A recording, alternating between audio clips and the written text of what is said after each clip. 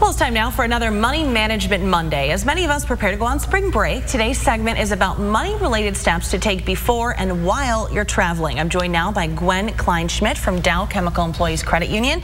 Gwen, thank you for being here. Thank you for having me. Absolutely. Our first question, should you check in with your credit union, bank, credit card issuer prior to traveling? And if so, what information should you be prepared to provide to them? Yes, Sarah, you should check in with your financial institution, credit card company.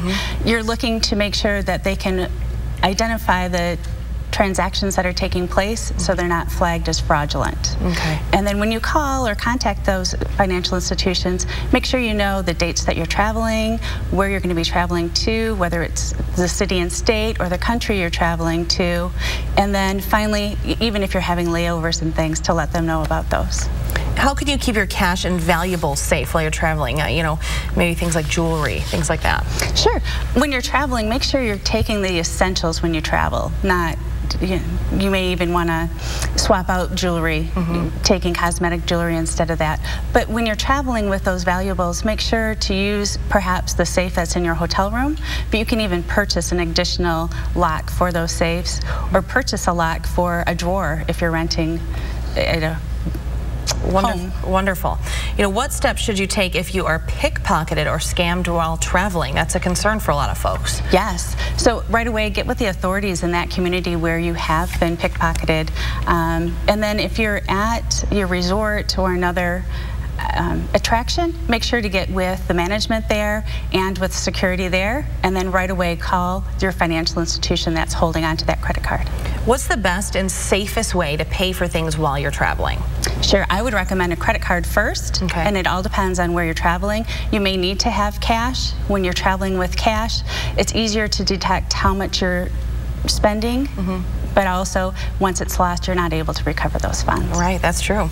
Well, if you need to get cash from an ATM while you're traveling, what are some tips for identifying whether a particular ATM is trustworthy, especially if you're not familiar with the area? Sure. Before you go, you might want to even check and see where the ATMs are located in the area that you're traveling to, but also look for, is it well lit? Does it look like it's been tampered with? Does everything look like it's original?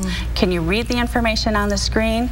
And make sure to block your view from others from seeing your PIN number and such.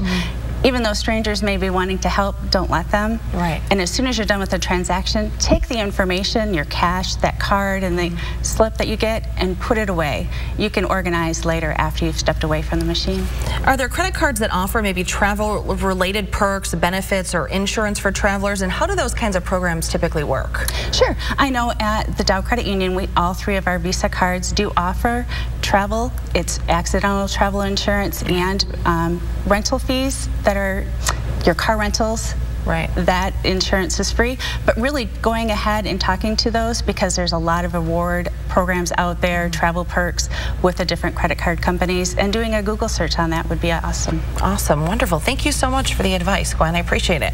And if you would like more information about today's topic, you can check out the hot links section of WNEM.com.